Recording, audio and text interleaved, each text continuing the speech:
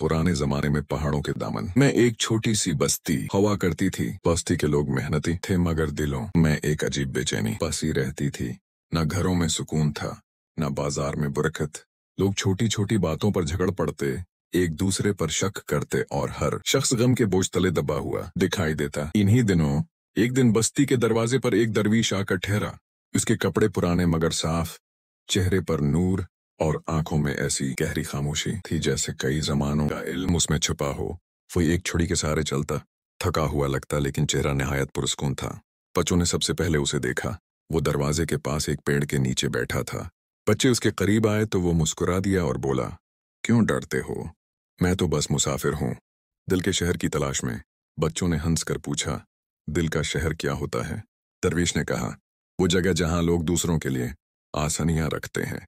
ये सुनकर बच्चे भागते हुए बस्ती में गए और सबको बता दिया कि एक दरवीश आया है। बस्ती के बड़े लोग दरवीश को देखने आए। उन्होंने दरवीश से पूछा, आप यहाँ क्यों आए हैं?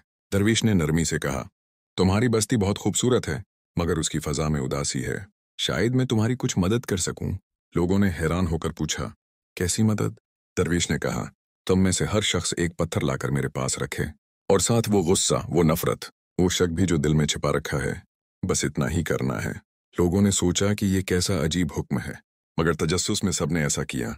हर शख्स एक पत्थर लाया, दरवीश के सामने रखा और दिल में छिपा कोई बोझ याद किया।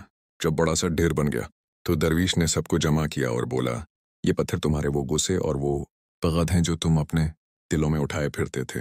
जिस तरह ये पत्थर एक जगह जमा हो गए, इसी तरह तुम्हारे दिलों का बोझ भी तुम्हें बेसकौन किए रखता था। अब इन पत्थरों को उठाओ और इन्हें बस्ती के बाहर वादी में फेंक आओ। यूं समझो कि दिल का मैल भी फेंक दिया।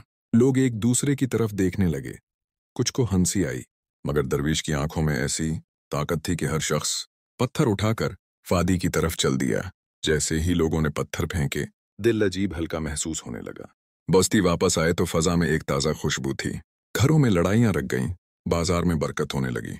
लोग एक दूसरे को मुस्कुराकर सलाम करने लगे। सब हैरान थे कि सिर्फ एक छोटे से अमल ने पूरी बस्ती को बदल दिया।